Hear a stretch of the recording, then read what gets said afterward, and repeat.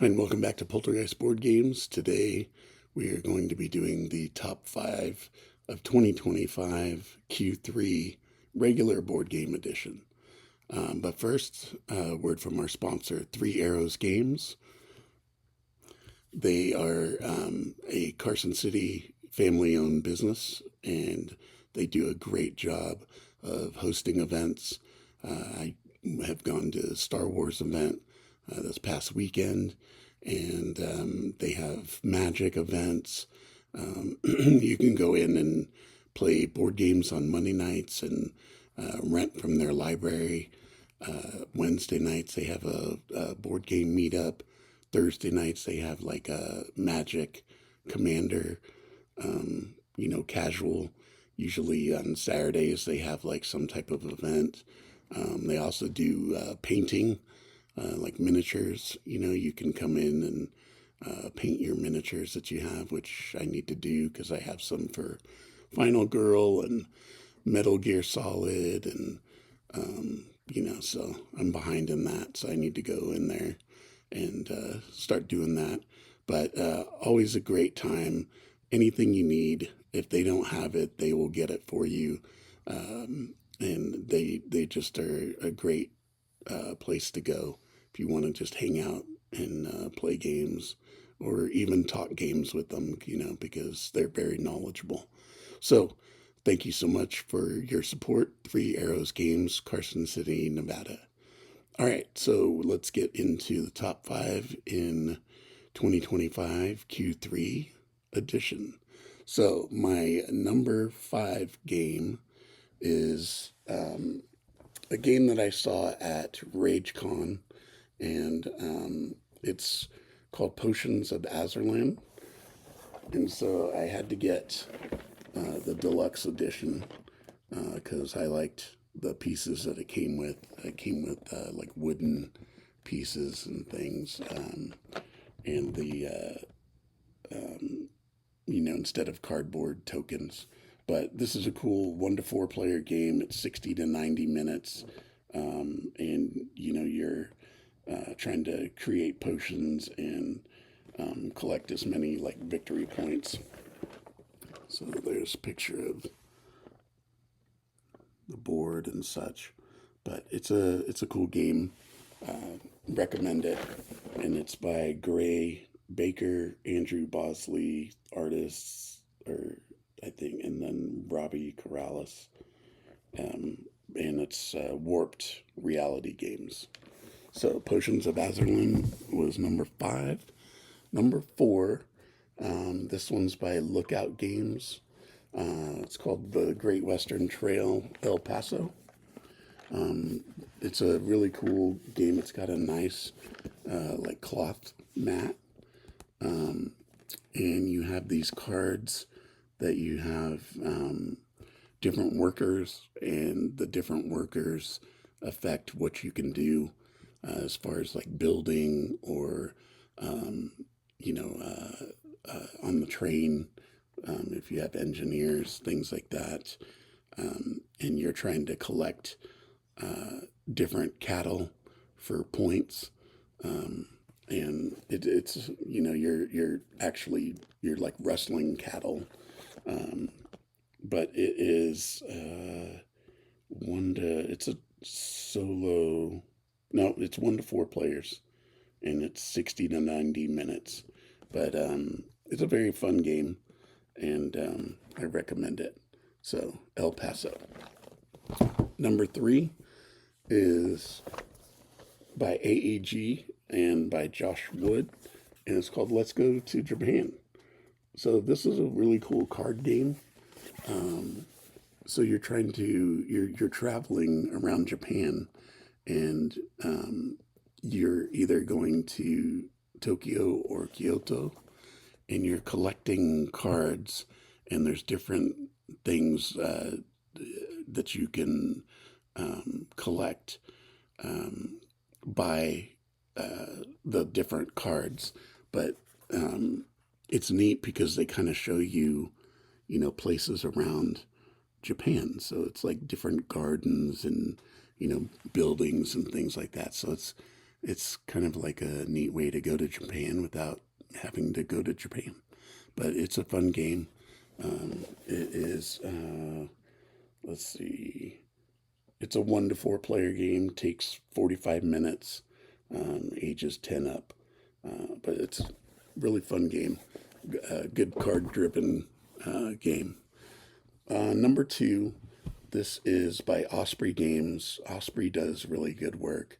This one's by Nigel Buckle and David Turpsey, and it's called Imperium Horizons.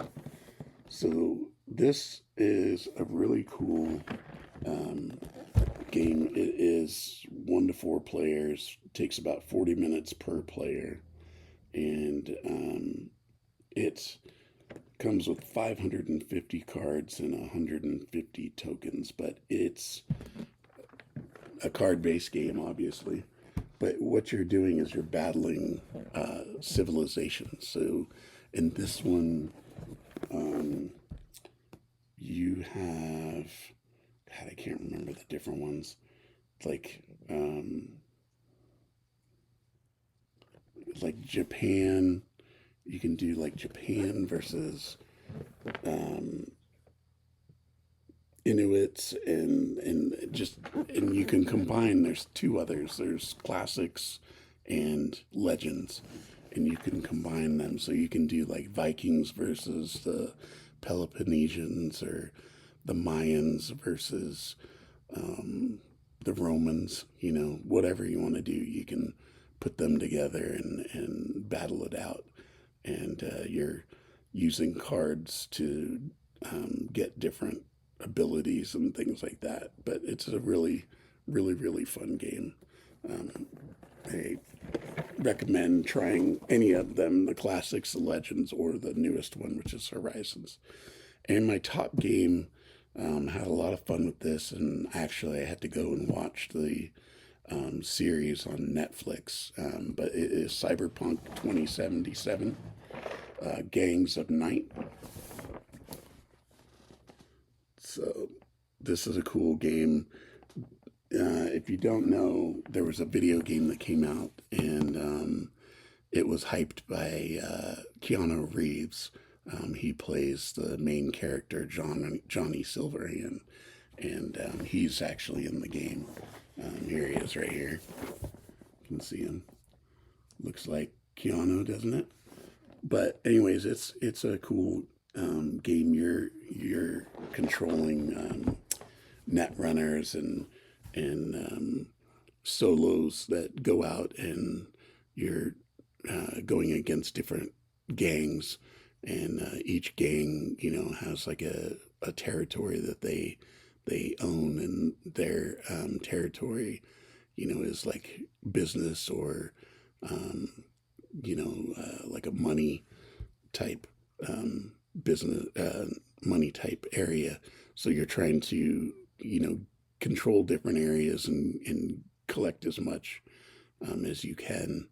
But it's a really, really fun game. And this one is, I believe it's 1 to 4, 90 to 120 minutes.